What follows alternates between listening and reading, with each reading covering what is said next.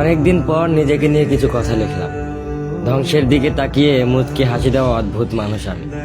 হয়তো আমি পাগল, হয়তো অনুভূতির ভিতরে কোনো এক গভীর অতল দুঃখ বাসা বেঁধেছে। তবুও নিজেকে জোর করে হাসাতে শিখে গেছি। যেদিন ভেতরটা একবারে ভেঙে গিয়েছিল, সেদিনও বাইরে থেকে এক চিলতে হাসি মুখে নিয়ে সবার সামনে দাঁড়িয়েছিলাম। কষ্টগুলোকে আমি বন্ধু বানিয়েছি, একাকিত্বকে আপন করে নিয়েছি। মানুষ ভাবে আমি হয়তো সুখী, শক্ত, নির্লিপ্ত, কিন্তু তারা জানে না প্রতি রাত আমার এক একটা লড়াই। নিজেকে নিজেই বুঝিয়ে রাখি তুই ভালো আছিস, অথচ আমি জানি আমি ভালো নেই।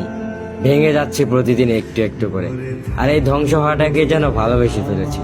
আমি সেই মানুষ যে হার মানার আগে হাসে, কারণ জানি কান্না দেখিয়ে লাভ নেই। পৃথিবী শুধু শক্তদের মনে রাখে, দুর্বলদের নয়। তাই আমি অদ্ভুত, আমি অনুভূতির আগুনে পুড়ে যাওয়া নীরব যোদ্ধা।